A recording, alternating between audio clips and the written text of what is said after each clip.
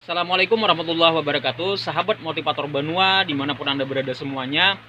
Dalam kesempatan ini kembali kita akan membahas topik seputar pendidikan, dan yang ingin menjadi inti permasalahan kita di sini adalah bahwa PPG di tahun 2023 ini lagi-lagi bermasalah dan ambyar.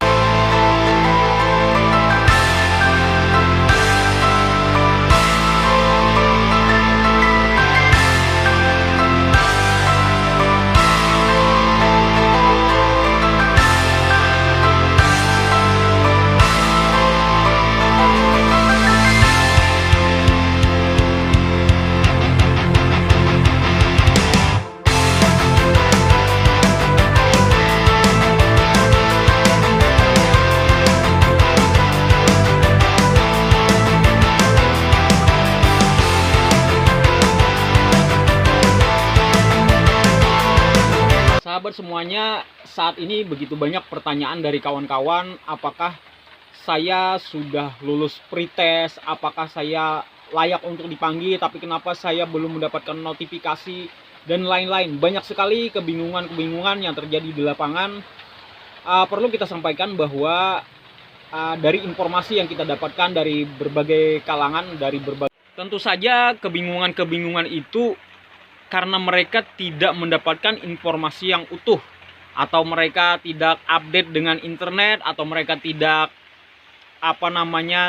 mendapatkan informasi dari orang yang sahih ya, sehingga kebingungan-kebingungan seperti ini terjadi di lapangan, dan itu banyak sekali, ribuan jumlahnya kalau kita mau teliti. Nah, perlu kita sampaikan bahwa teman-teman yang sudah mendapatkan notifikasi atau panggilan untuk mendapatkan haknya kursi PPG di tahun 2023 ini adalah mereka-mereka yang masuk di kategori 5 macam ini. Yang pertama itu adalah mereka-mereka yang sudah mendapatkan tiket VIP ya. Tiket VIP itu artinya benar-benar orang prioritas ini. Yaitu mereka-mereka yang sudah TMT-nya itu 2010 sampai 2015. Itu yang saya dapatkan informasinya kemarin. Nah, namun ini pun juga belum bisa gembira sepenuhnya, karena itu tidak seluruhnya juga. Ada tahapan, dan bahkan mungkin saja juga sama sekali tidak termasuk di dalam daftar panggilan itu. Jadi ini masih juga membingungkan gitu. Itu yang pertama. Kemudian yang kedua adalah mereka-mereka yang sudah lulus pretest di tahun 2017, 2018, sampai di 2020 kemarin. Nah, baru beberapa tahun kemudian saat ini mereka sudah mendapatkan panggilan. Alhamdulillah daripada enggak sama sekali kan, seperti itu. Nah, kemudian yang ketiga adalah mereka-mereka yang sudah masuk sebagai calon guru penggerak atau sudah masuk menjadi guru penggerak. Jadi ada keistimewaan buat mereka-mereka walaupun sudah digodok juga di calon guru penggerak.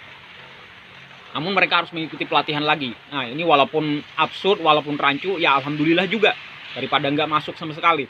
Kemudian yang keempat adalah mereka-mereka yang di 2022 kemarin termasuk kategori A dan B ya, ikut pretest dan lulus. Kemudian tahun ini mereka mendapatkan jatah, dan itu pun disesuaikan dengan kuota daerah masing-masing. Nah, kemudian yang mendapatkan tiket berikutnya itu adalah oma opa kita yang usianya itu sudah 50 tahun ke atas. Nah, itu diberikan hak istimewa oleh pemerintah. Nah, kalau melihat 5 kriteria ini, saya perhatikan tetap ada terjadi kebingungan-kebingungan di lapangan. Banyak sekali kita perhatikan di lini masa Facebook, Instagram, dan lain-lain, di YouTube. Bahkan bukan hanya terjadi pertanyaan kebingungan-kebingungan seperti itu, juga terjadi perdebatan. Informasinya simpang siur, tidak ada otoritas tertentu yang menjelaskan ini secara menyeluruh. Jadi orang-orang kawan-kawan kita ini se-Indonesia banyak sekali yang belum tahu informasi ini. Sehingga terjadi kebingungan berjamaah, kebingungan massal, kebingungan kolektif akibat informasi yang tidak valid gitu. Dan ini bukan yang pertama kejadian yang dibikin oleh akibat kisruh PPG ini. Tahun-tahun yang sebelumnya juga seperti itu, tapi tahun ini benar-benar parah sekali. Benar-benar banyak sekali kawan-kawan kita yang stres jadinya mereka karena berada di dalam ketidakpastian, terombang-ambing gitu. Nah, tarik-menarik ini saya perhatikan disebabkan oleh ini, kan orang masing-masing pihak itu mereka saling dorong nih, kepingin dimasukkan di dalam kota. Kalau saya tidak salah ya, tahun ini sekitar 50.000 lebih yang masuk kuota, itu artinya begitu banyak lagi yang masih belum masuk gerbong. Nah, mereka saling dorong, saling berdesakan, saling berkompetisi, saling gimana, saling udah nggak sehat situasinya. Ibarat gerbong kereta api itu masing-masing kepengen masuk, nggak peduli sikut menyikut, dorong kiri kanan, nggak peduli. Nah, akibatnya apa? Terjadilah titipan-titipan. Yang guru penggerak, aku sudah capek-capek nih ikut pelatihan guru penggerak, masa nggak dimasukin dalam gerbong, tolong dong masukin. Kemudian ada lagi yang merasa sudah senior, kami dari 2010, 2015, bertahun-tahun kami sudah nunggu, kami sudah layak untuk ikut PPG, kami sudah layak untuk sertifikasi, dorong juga. Akhirnya ditampung lagi nih oleh Kemdikbud, tampung dari berbagai aspek. Ada yang sudah lulus di 2017 kemarin, kami udah lama nih Pak, hak kami karena kami sudah lulus pretest, kami berhak untuk ikut. Saling tarik, saling dorong, akhirnya ditampung semuanya nih. Ditampung semuanya. Nah, akibatnya apa? Karena tampung ini itu tampung terus, akhirnya apa? Ya luber. Jadinya luber. Nah, sayangnya lubernya itu juga nggak sehat. Yang 2010, 2015 sebagian masuk, sebagian enggak. Yang calon guru penggerak sebagian masuk, sebagian enggak. Akibatnya kan mereka saling jadi tanda tanya nih, kenapa dia lulus, aku nggak lulus gitu. Kenapa dia dipanggil, aku nggak dipanggil. Yang lain dapat notifikasi, aku nggak dapat notifikasi. Akhirnya ini benar-benar situasi yang sangat tidak sehat, tidak masuk akal, tidak rasional. Kenapa sebuah lembaga sebesar dan seterhormat, ya nggak usah sebut namanya, departemen ini bertahun-tahun berkutat di masalah yang sama, tidak sehat situasinya, banyak orang stres, banyak orang galau, banyak mereka tidak ngajarnya tidak maksimal lagi, saling iri, saling dengki, saling hasad-hasud, kemudian saling kompor mengompori dan seterusnya.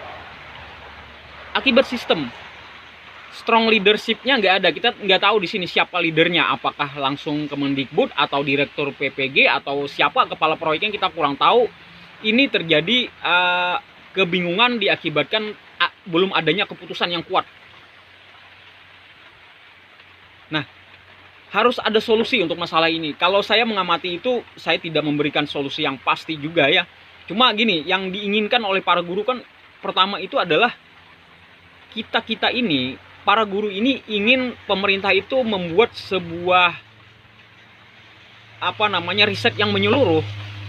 Benang kusutnya itu dilihat dulu total keseluruhan gimana, angkanya berapa, terus dipetakan.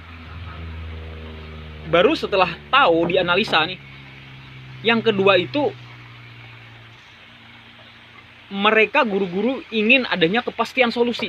Kepastian itu dalam gini, ibarat kayak cewek itu nggak apa-apa dia pacaran agak lama, yang penting dia ada kepastian, kan gitu. Cewek-cewek kan nggak suka digantung nih, cowok juga nggak suka digantung. Nah, lama-lama gitu, karena ini saling menjadikan tanda tanya, saling menjadi pikiran dan seterusnya. Mereka ingin adanya kepastian. Nah, kalau kemarin Ibu Nunuk Suryani itu mengatakan 3 tahun, maka katakan dengan tegas 3 tahun. Dan siapa golongan yang selesai belakangan, siapa yang didahulukan, harus clear semuanya. Jadi ketika ini diluncurkan ke masyarakat, orang-orang saya yakin bisa menerima.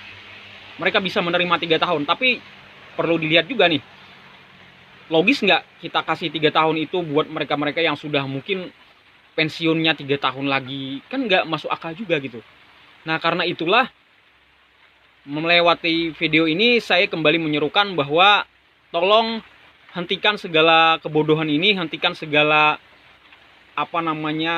kisruh ini, simpang siur ini, berikan kepastian kepada kawan-kawan kita agar mereka enak mengajarnya, situasi pendidikan kita berjalan kondusif, dan anak-anak memang memasuki suasana kurikulum yang benar-benar merdeka dan menyenangkan. Semoga pencerahan ini bermanfaat dan bisa ditindaklanjuti. Billahi taufiq wal hidayah. Wassalamualaikum warahmatullahi wabarakatuh.